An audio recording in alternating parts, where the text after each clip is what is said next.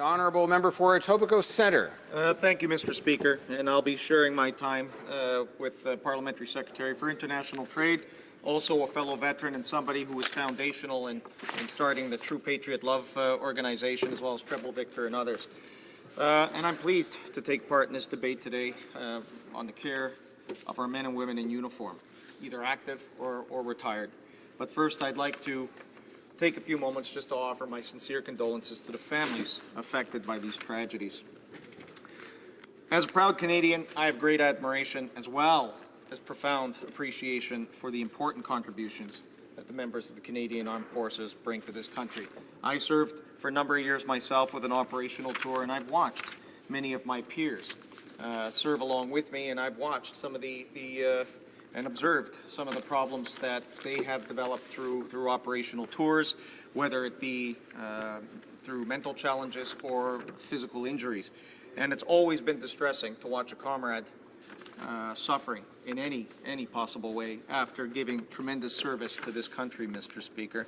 And unfortunately, in the last 2 months, we have seen the various tragic news reports about members of our military forces committing suicide. This has affected me personally as well. I have known individuals in my own past who have taken their own lives, both military and civilian, including one fairly recently. And these incidents are exceptionally troubling. And we have a vested interest in our men and women in uniform because they are our soldiers. They are our protectors. They do not only defend us in places abroad, but also protect our people in times of emergency or distress, as we've seen through floods and in other emergencies in this country. And I salute the courage and the strength that they demonstrate through all the ordeals and through all the taskings that they take on willingly, Mr. Speaker. Mr. Speaker, mental health care for military personnel is a priority for the Department of National Defence, the Canadian Armed Forces, and of course, the Government of Canada. Much is being done in this area. There's a lot of research that is continuing to happen. There is a lot of coordination, better coordination that is happening between all departments. The Minister has ordered that. He's working on the review of the system. And in fact, Mr. Speaker, there's ongoing research at DRDC. Canada, what a lot of people don't realize, has world-class medical defense scientists working on the problem. A lot of that is being researched right now in terms of hormonal issues and as well as sleep deprivation and some of the causes from that increase the stress and the damage from mental injuries, Mr. Speaker. The government has recently increased its annual investment in mental health for our service members, bringing the total to $50 million. And these funds are being used to enhance the military's medical health program and ensure skilled and sustainable mental health workforce such as psychiatrists, psychologists, mental health nurses, social workers, addictions counselors, and case managers. And to ensure military members are provided with the best possible care, the Canadian Armed Forces also conducts research in the areas of virtual reality, medication and brain imagery, and has made clinical advancements in the areas of mental health treatment. And one of those areas that is being researched, as I just mentioned, is DRDC. And as the Honourable Parliamentary Secretary of Defence has noted, that on a Defence Committee, the study into the care of ill and injured is intensive, it's ongoing, and we look forward to seeing the results of that study at a future time. Our forces also have a health promotion program, strengthening forces in which they offer suicide awareness and education training to promote mental fitness and mitigate the incidence of mental health injuries.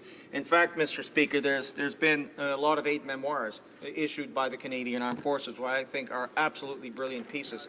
As a former commander myself, trying to make my soldiers aware, trying to make my soldiers be able to self-identify when they're having a problem is something that is critical to the care. It's a leadership issue to be able to stay on top of that. I did that as a CO, and I know other COs are hugely concerned about their soldiers, and within unit lines, that communication is going back and forth all the time.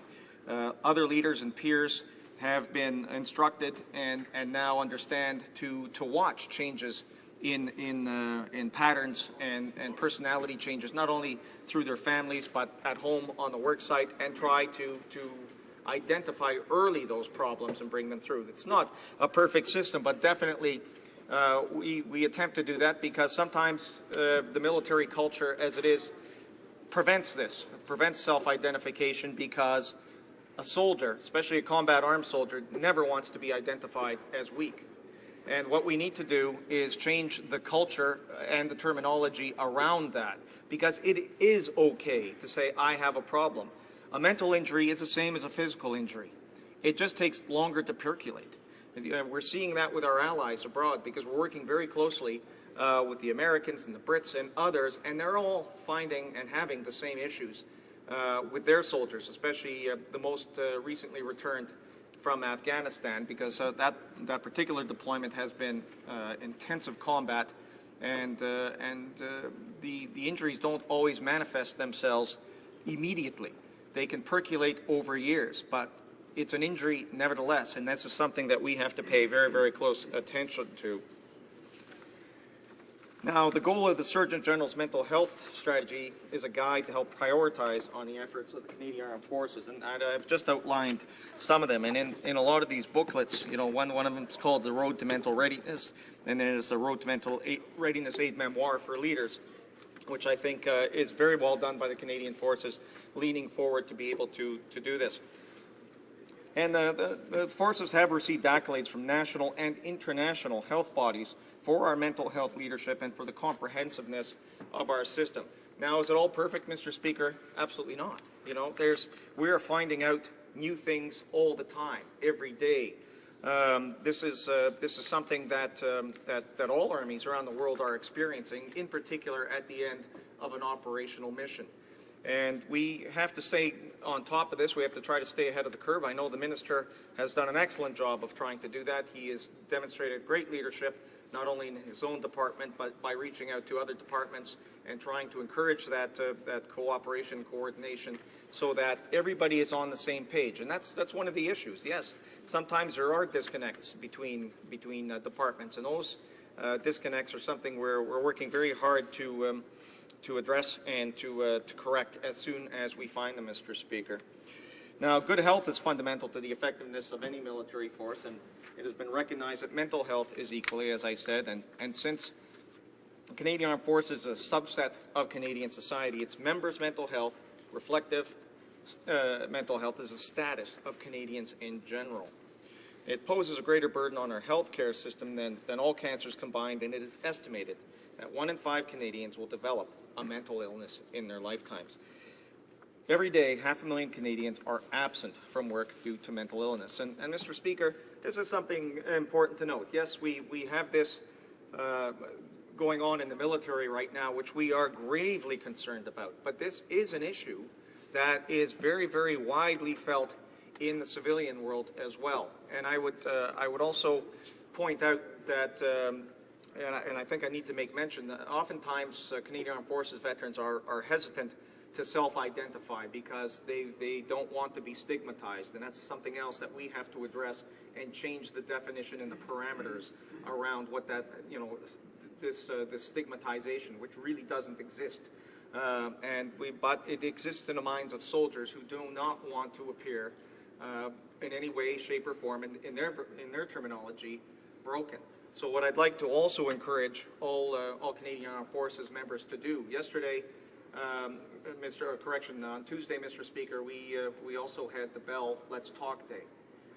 You know, if a military member does not want to address an issue through the chain of command, and they're feeling a problem or coming on, and they're sensing that they're different somehow, and they need some assistance with advice and guidance, Mr. Speaker, there's a lot of civilian lines that they could call as well to get some of that advice and guidance if they feel safer to do that at that time. But I urge all members to find, when they need it, some advice and guidance somewhere. There's a lot of vehicles available to them to do that, and it's very, very critical that they do. Now, studies have demonstrated that the overall prevalence of one or more mental illnesses in the Canadian Armed Forces is similar to that as the general population, as I said.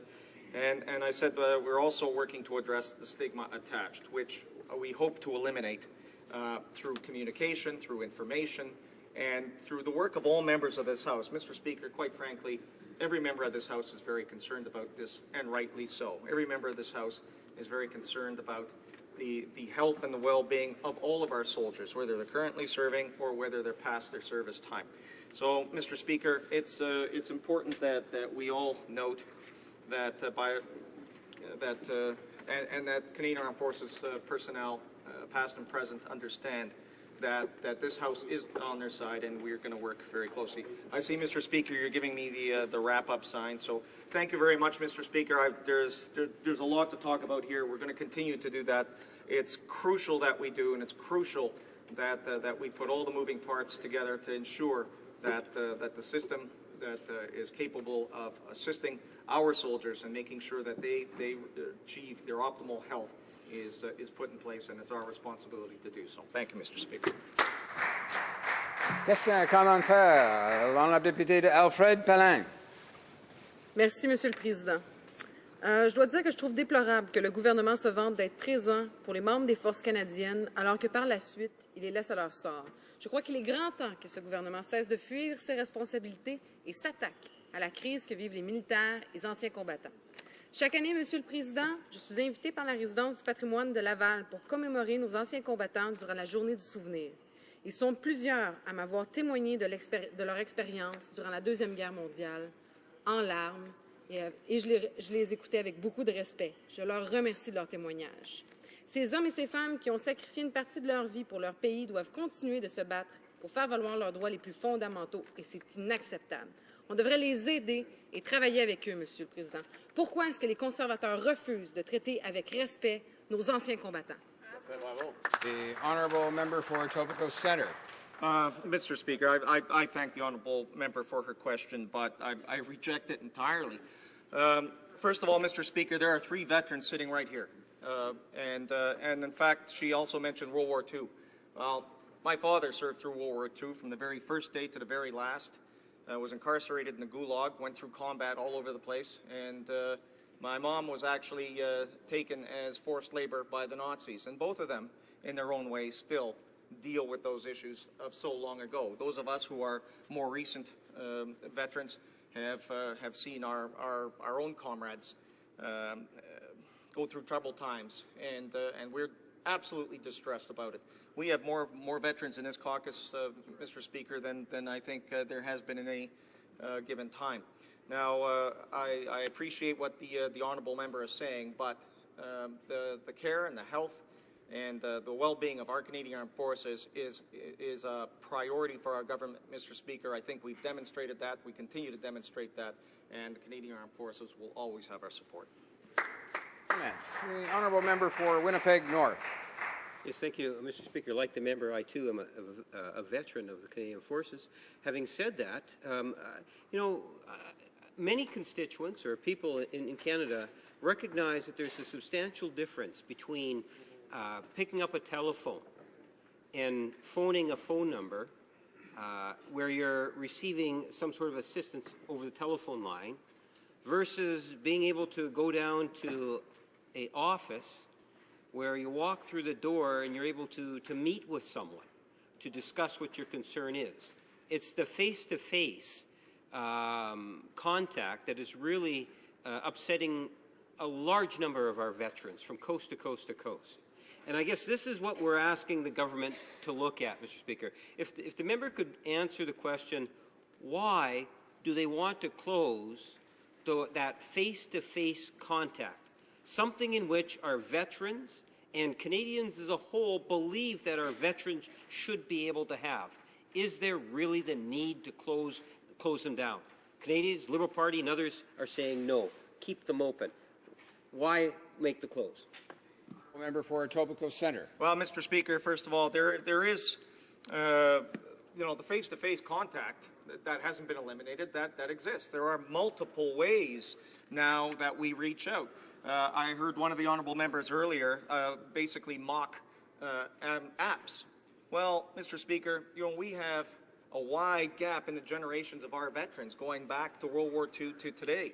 Well, the younger veterans will be able to deal with those apps quite effectively because that's their part of their culture. That's part of what they've learned. That's part of what they use in school. Everybody has a smartphone. They can easily access those apps. It's great for them. For the Second World War veterans, sure. You know, it's a little more traditional. Whether they go down to the office themselves, there's an expansion of over 600 points of contact, Mr. Speaker. Or if they can't go down to the office, somebody is going to come to them. And oftentimes, Mr. Speaker, I'm sorry, but a POTS line, meaning a plain old telephone, is sometimes the most efficient way, although it's old school, to pick up the phone and ask for whatever service that you need at that time. So I think it's quite efficient that we have multiple methods of all veterans to be able to reach out and access the services that they critically need.